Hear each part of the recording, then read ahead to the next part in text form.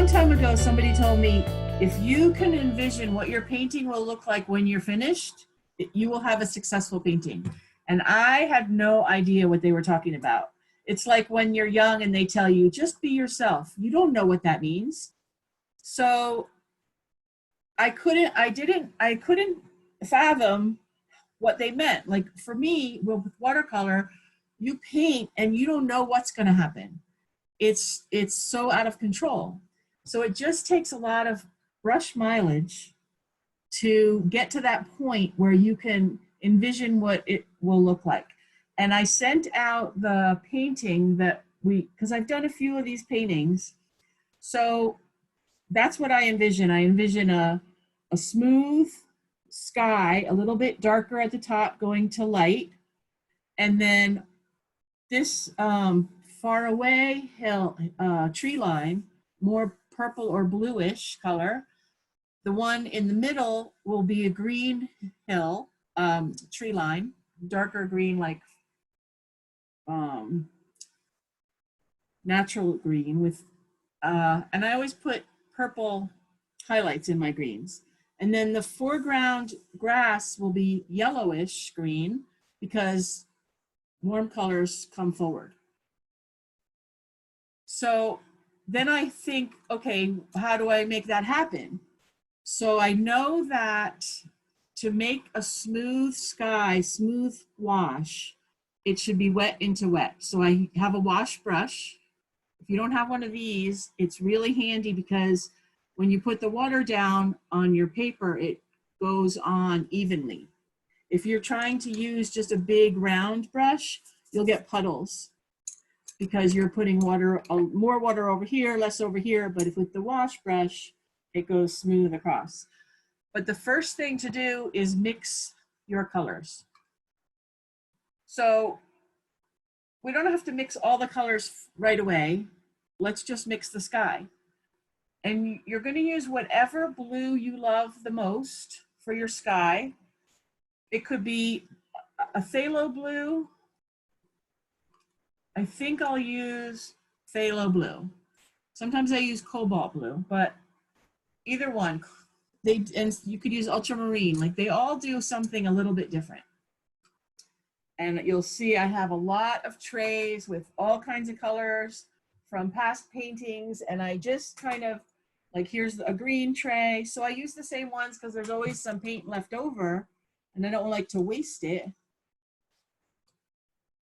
So I use the same trays usually. Make a big puddle because you don't want to run out of paint in the middle of your wash and have to stop and quickly make another puddle. So I already had some phthalo blue here. I have phthalo on this side and cobalt on this side. And it's okay if they touch a little bit. I think in this sky, sometimes I put other colors in the sky, but this one's pretty straight blue. Maybe if it's dusk or something, you add a little pink. This is daytime. Yes. Sharon Peterson wants to know what weight paper you're using. Oh, Arches 140 cold press. And so I'm going to paint all the way down with water down to the top of the sheep. I'm not going to paint the sheep with water because I don't want to. We have one more question for you. Sorry to stop you. All right. Do you have it taped to a board? Yes, it's masking tape to. What I have is a old board from a block. So you can kind of cardboard foam core. I'm painting just to the tops of the sheep. We're not going to put the sky all the way down there, but you don't want to have a line. You want to have a soft edge to your sky. So it shouldn't be giant puddles, just glistening. So that's pretty good. It's pretty wet. Maybe it's a little too wet, but that's okay. So now I'll take my biggest brush. I usually only use round brushes. And some of them you can see my points are gone, but then I got a few new ones. So I have some good point ones too. I'll just take a number 12 and put the sky in. You don't need to see the palette. All right, so it will be darker blue at the top. So I'm just putting a lot of paint on my brush and going back and forth with the strokes from left to right. And then I have that much on. So now I'm going to take just clear water and let it come down, because that way it'll be lighter behind the trees. And if it's not dark enough, if it's still wet, you can add more. What you want to be sure of is that your paper and your brush are the same wetness. If your brush is wetter than your paper, you'll get a bloom. And then you can just tip it up and let the paint roll down, and take a paper towel and wipe away the edges, because if your paper's drying and it's really wet on the side and it comes back in, that'll cause a bloom also. And then there might be some spots like right here, there's a funny point, so I'm going to just take that away. But this will all dry really smooth. It looks streaky now, but it'll be smooth. Whatever's happening here, it's going to be mostly behind the tree line anyway. So what I did is just paint pretty much up to that tree line and just let the rest flow down. So the sheep are going to be, you'll need a purple and a blue. I have my painting right over here. That's why I'm looking this way. And you have the two pictures of these guys. This is actually one sheep. He was walking around and I kept taking pictures of him at the Sonoma coast. So the shadow for him is purple, blue, pink, like you can put any colors, and then his dark brown face will be another brown color, but we'll do the white part of him first. So make a purple that's a little pinker maybe, a blue. If you want to add a little bit of brown into the fur for the shadow, there might be some spots where that would work. If you prefer it not as colorful, you can use some gray and gray it down. To make gray, like this one, I use cobalt blue. This is Daniel Smith colors, cobalt blue and quinacridone burnt scarlet. That makes a brown kind of color. That's this one. And if the more blue you put, the more gray it is. The more scarlet you put, the more brown it is. So that's just what those two colors are right there. So I have that. What I would do is mix everything up ahead of time. So I have all the colors. So when I do the sheep, I think watercolor is a lot of preparation, more preparation than painting, seems like. Because, you know, you have to draw your picture out perfectly and plan everything. So I'm just making, I have carmine for my red, and I have phthalo blue for my blue, and then I just make a purple. One side will be more red, the other side will be more blue. So I have a whole tray that I can choose from what kind of purple I want to have. And then I have a gray, quinacridone burnt scarlet, and cobalt blue.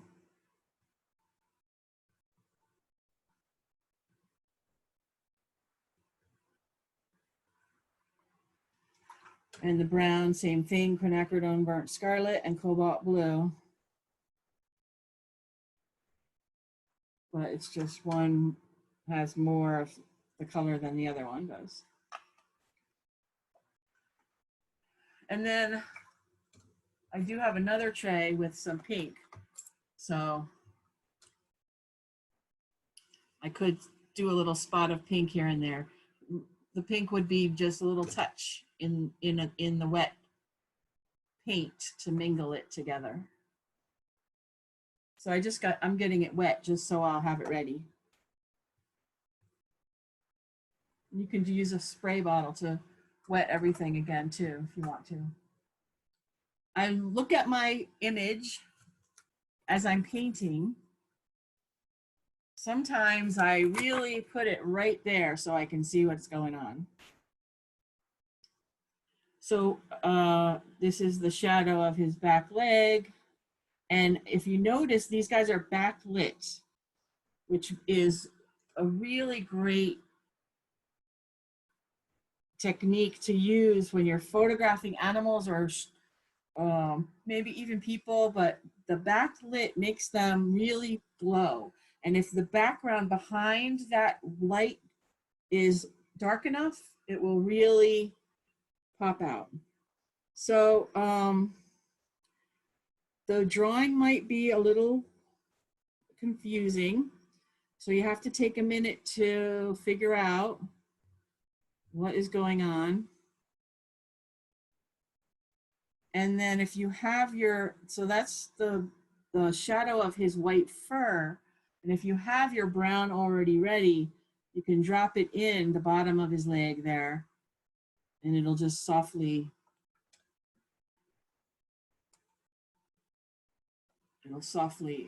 merge up. And it doesn't have to be only this bluish purple. It can be another kind of redder purple. So this guy was just shorn, I guess that's that the word. So he has some markings in his fur from being sheared. Maybe that's the word. That if you're not sure how dark you should get, just fill it in with clean water, and you can get darker later if you think, you know, like right there, I wasn't exactly sure yet. So I just put clear water on, and same with the top of his head here, but now I'm going to do the top of his head, but I am going to get darker just by dropping in the water underneath, dropping in the paint underneath here. So it's like a little bit of a shadow. I'm using a clean, thirsty brush, which means I cleaned it off in the water and I dried it off on the towel, like there. And then I'm going to soften these edges here because this is soft fur. So I don't really want totally hard edges. So I'm just doing a little tiny bit of softening. You can see that. And then I'm going to go around and find like his dark leg right here is brown. And as I do these, I have to think of the grass in front because then I can negative paint. When I do his face, I can negative paint some grass sticking up in front of him. It's a lot of times in watercolor, you have to think of two things at once, what you're painting and what's in front of what you're painting. So now there's a couple little sprigs of grass in front of him that will be like a light yellow color. My brown went into my purple, so I'm just going to lift a little off the top of his head and I can come back to it.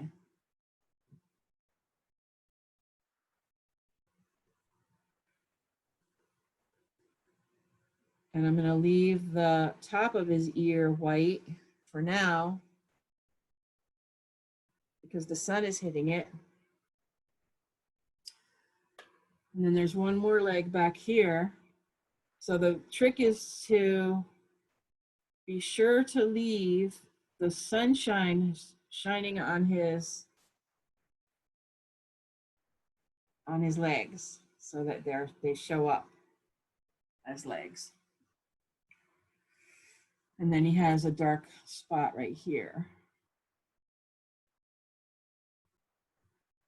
It's okay if it spreads a little bit like that. All right, and then that's the first pass. You know, there might be, I got too much brown in his top of his head, so I'm just going to lift some off. We might go back and make something darker later. Most of the time, if you see something wrong and you don't like it, the best bet is to let it dry and then try to fix it. You can scrub out blooms or anything that's too dark or anything that you think is a mistake later when it's all dry. So don't do it now. Okay, so the same thing with him. I'll start with his back leg. And you know, watercolor dries lighter. So that's another thing you get with practice, learning how dark you should get on your first pass. If you're trying to do the, you know, the finished product right away the first time, which is the hardest part, but probably looks the best, that's something just to get used to and learn how dark you need to be right away. So that what I just did there was a little bit of brown and a little bit of blue mixed together, or purple.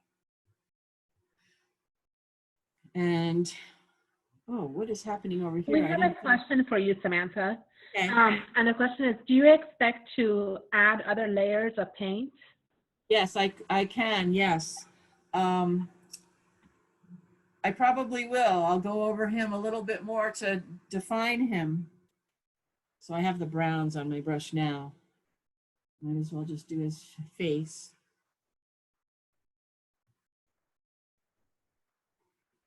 And the same thing when you get down to the grass, you can leave some grass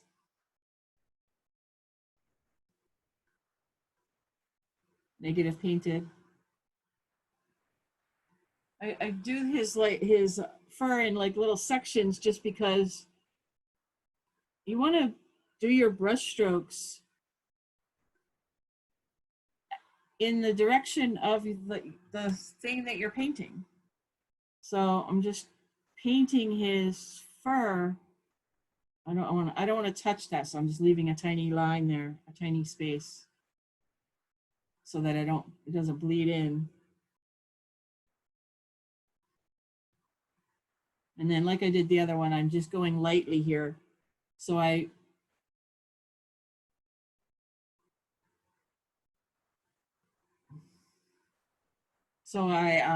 don't get too dark too quick, and I can always come back in with some darker color. All right, that's good for now. So we have the shape of the sheep, we have the form of them, and at the end, we would go back and add some finishing touches to them. A little darker here or there or whatever.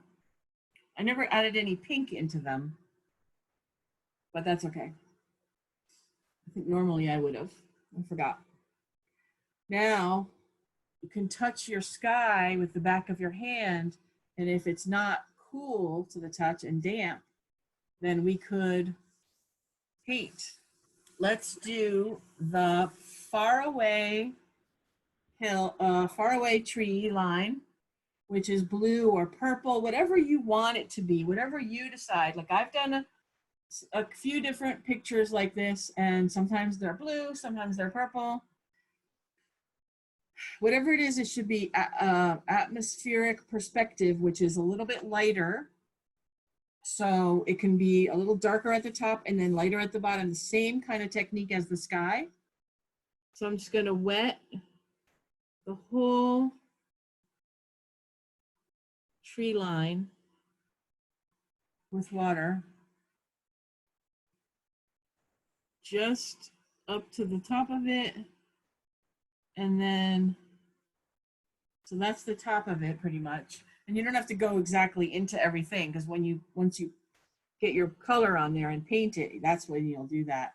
And then the same way before, just to the top of the sheep. And down into the foreground tree line. But you don't have to worry about getting all the way in. So the glare, you can see on the glare how far down I went. I'm going to put some paint down and then decide, is it too dark?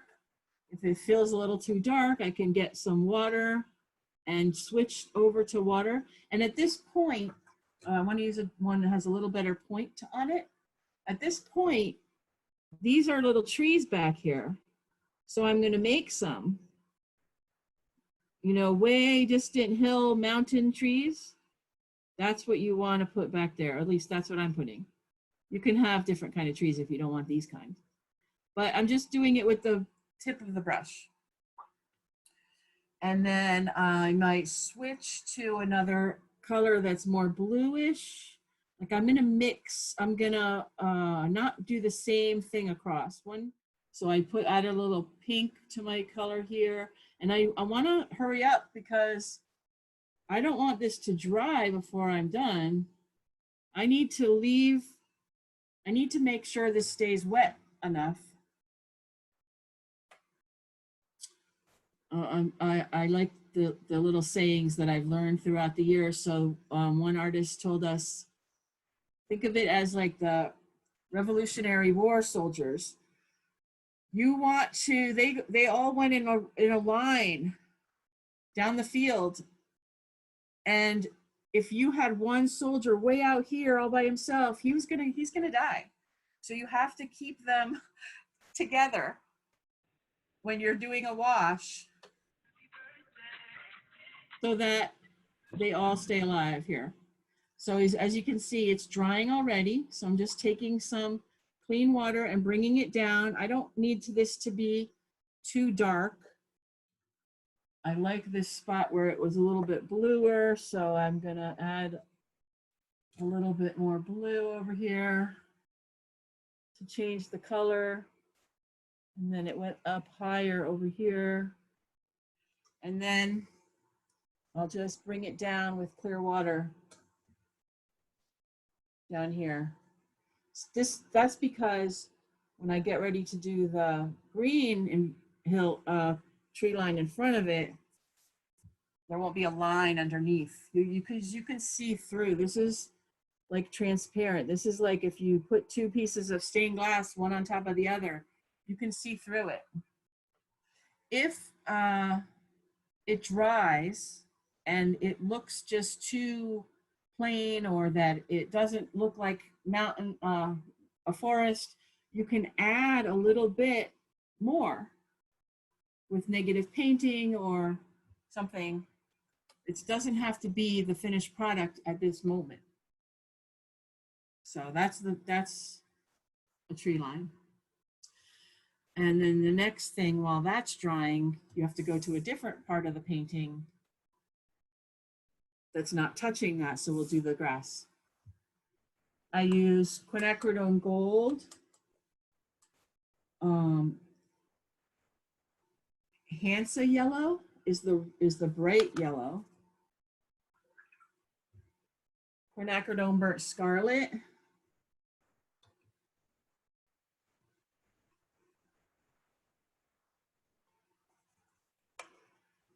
and on this big tray, I'm just going to do a couple different puddles of different colors. They don't have to, they can touch a little bit. Which if you use phthalo green on its own, it's a terribly harsh, not natural color. So you make a puddle of phthalo green, and then you add quinacridone burnt orange and quinacridone burnt scarlet. And if you don't have those, it's like raw sienna, burnt sienna, those kind of colors to tone it down to make a natural color. And maybe you have sap green or some other already mixed natural color. So sap green is like phthalo green and quinacridone or raw sienna already mixed.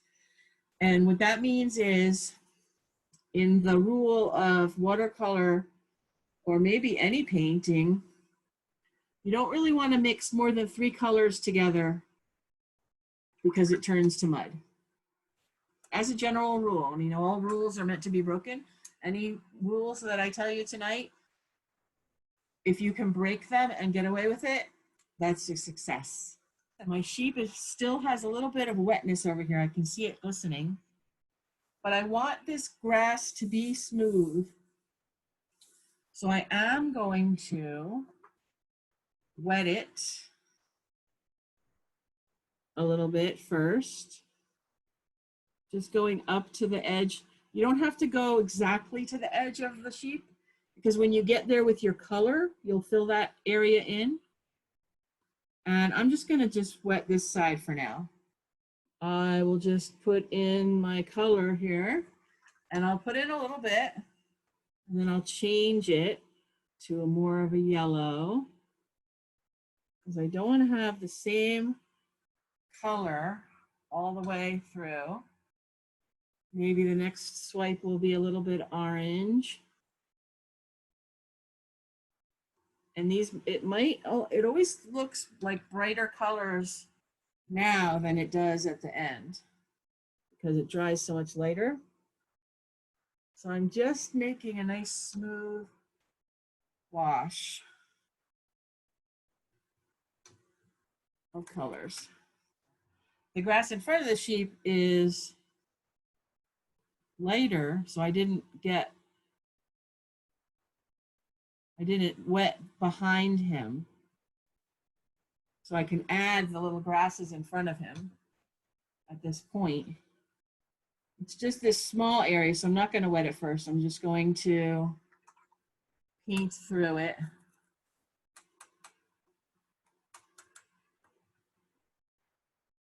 And paint this grass in front of that sheep. And I'm just going to go up to the edge of him so I don't leave a hard edge there. So I just went up to the edge and I left that white of his, the sunlight shining on his leg. You have to think of so many different things, like you're trying to think of the grass right now, but then you also have to think of the shape of the sheep at the same time. So now I'm not going to wet it first. It's a small enough spot. So this is this small hill behind him.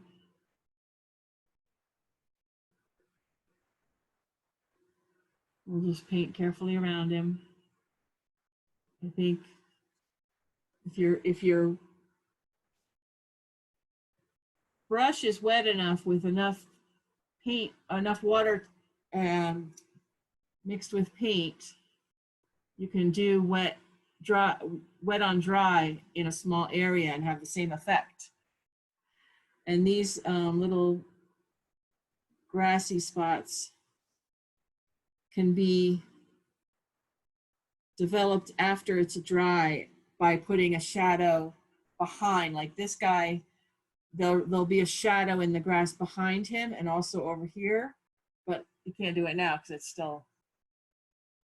still wet. This is sort of dry now, so we kind of can make a different, it doesn't even have to be darker, just a little bit of a different color. So it looks like a different plane. So when you're doing this background, you want to make sure that all your three backgrounds match. You wouldn't want to have this one all orange and this one all green. So you just have to make sure you're looking at what's happening over here so they connect.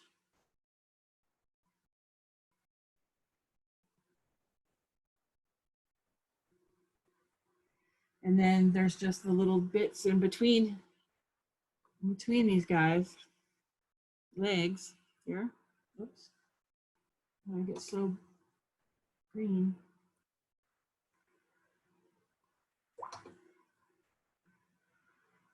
I'm just mixing a few colors. Like to do the little tiny spots is almost the hardest. You have to try to match your colors. So I have the added luxury of being able to look at the screen and seeing my painting as I'm doing it, which is almost like being able to stand up and step back from it. So at any time that you feel like you want to do that, definitely stand up and look at it from a little bit of a distance. And also taking a picture of it and looking at it on your phone or holding it in front of the mirror is also good things to do. What that does is give you an overall view, because you're right now you're deep down into it and all the little tiny details, and if you look at it from afar, you get the overall picture of it, and that way you see easily the things that might need to be adjusted. So now we wait. Do you like painting animals the best, or do you have a preference of subject? I do. I like animals and flowers the best, because you have to paint what you love. If you don't love your subject matter, you don't care, and you're not going to try hard, and you're not going to finish it, and it's just going to sit there, and you're going to get frustrated, and it's not fun. You know, when you're painting in a workshop or something like this, you have to paint what the artist decides you're painting. And really, to learn, it doesn't matter what you're painting. Everything is just color. It's the elements of design. Forms, shapes, shadows, colors, all those things that make up a painting, no matter what the subject matter is. So, okay, so we can mix some greens. So when I make green for trees, my shadow color is purple. And you can also make a dark green shadow color. So I would make a light green tree color, a dark green tree color, and a purple. And you can touch in some blue, you can touch in some red, red and green makes black. So if you wanted to get it really dark, I don't think I would want this to get super dark back here, because I think the darkest parts should be on the sheep's face. So let's make a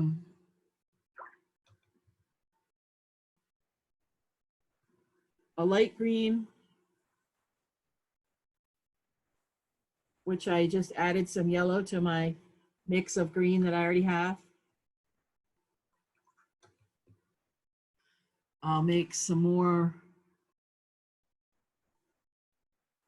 See the horrible color of phthalo green before you make it natural. So I have some middle green here, and add some quinacridone burnt orange. And this is like a nice pine color, which is good. I already have some of this brown here. I have some purple. So it'll be wet on dry, because it's not a huge space to fill. But we'll think of the Revolutionary War soldiers. We're not going to go all the way across and then have to come back and do finish. We'll make the soldiers go across this field in a row, so they all stay alive. I love that little story. So, but we won't make that. So they will have little tops to their trees, because or they could be, you know, they don't have to, whatever shape you want the top to be. Maybe it'll be sometimes pointy, sometimes not. I did say we were going to go across in a row, but I don't want the whole thing to be green. So I'm going to come back underneath here with a little bit of purple and then a little bit of light green and a little bit of yellow green and over here. So I have to just bring them all together forward in line together. And when you add colors, they mix together and do neat things. Like right now, maybe it's gonna bloom up into the color sort of. So, and that's good. Like I want things to happen, watercolor things to happen during this because that's the beauty of it. Now, I have a little bit of brown over here. I'll add that. Why not? Just a little touch of it. And it kind of glows through. This is that really dark black kind of color. I'm just going to add a little tiny bit there. See what happens. I just keep rinsing my brush and getting a new color. And I'm thinking of the top here, making little tree shapes across the top. I don't really want to overlap onto my grass because that'll create a line on the edge, which I have that. And I can scrub that off at the very end when it's dry. But I'm going to try to just go right next to it and not on top of it. It's that same scenario if you had two pieces of stained glass and you put one on top of the other. It makes a line, it shows through. So here I'll add a little more purple. I want behind the sheep to be kind of dark here. Well, I mean, you don't want to get only dark here. You want it to be the same all the way across. So I'm just remembering now that I want it to be darker over here. This will make the sheep pop forward and be more important. But like I said, I don't want it to only be dark over here, so I have to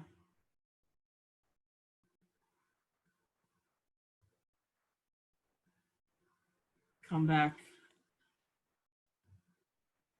change the color around a little bit. There, I can get a little lighter and then a little darker, a little more yellow, a little more blue, different colors in your greens.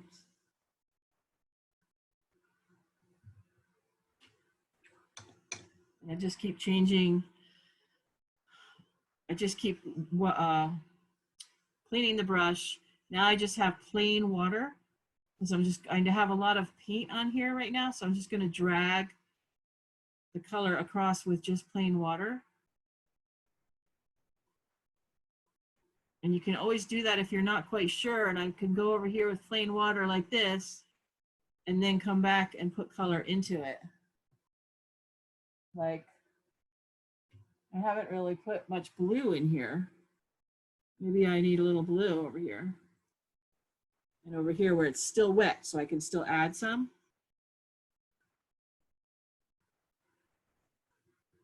That looks nice, a little bit of blue.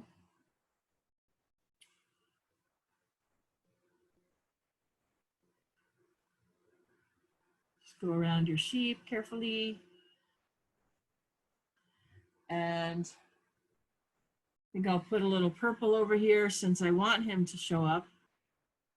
I can make it a little bit darker in that spot. Where we are here is an opportunity to put some more darks in the sheep's faces. So I still have brown mixed on my palette. And I need to get my sheep over here. He has a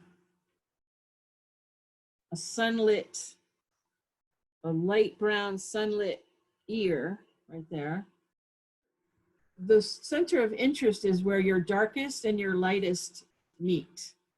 So the center of interest is pretty much right here, these two sheep, because it's the lightest of the painting and the darkest of the painting. Find your darkest parts of your sheep now. And you don't have to put super dark color now. It's one more layer. One more layer is going to double the darkness of what's there. So it's just one more layer of the same brown you had before will make it much darker. And then use clear water and make it a little bit lighter on this side of his leg. I mean, this is a small detail, but it helps make his leg look round And if you get too dark, you just wipe off your brush on a towel and lift it a little bit as you go. So I just lightened it. I made it darker and then I made it lighter.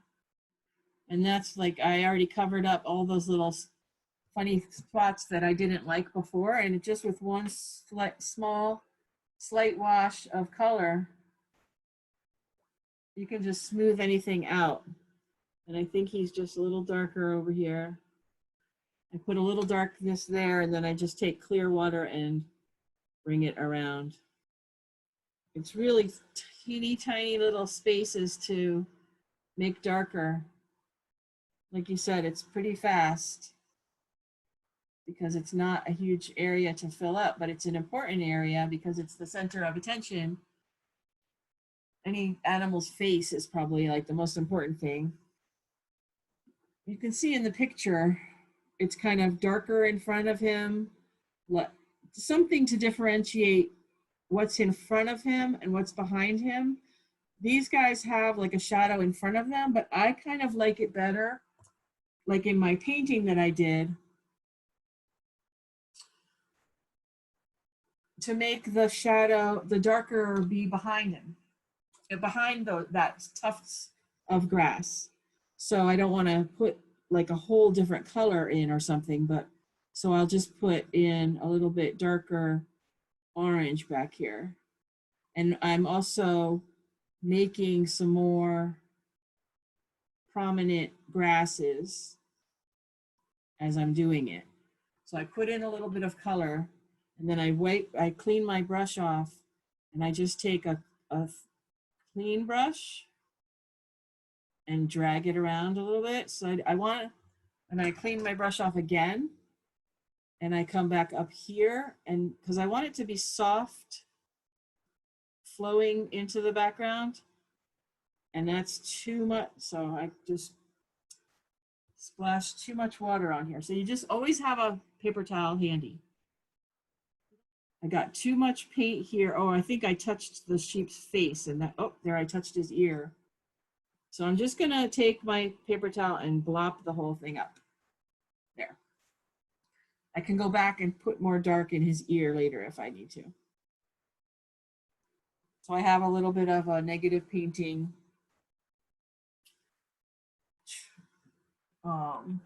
grasses. Probably wait to do this part here because he's still a little bit wet, but I could do over here. Can you see if I do that? I can go over here on this side of him and do some. So I'm going to make, it's not a dark color I have. It's just another layer on top, which makes it darker. And then I'll just touch a little bit darker over here. So I'm just making one place of it, a little bit darker. And then there's some green up here. So I can make a little bit of it green.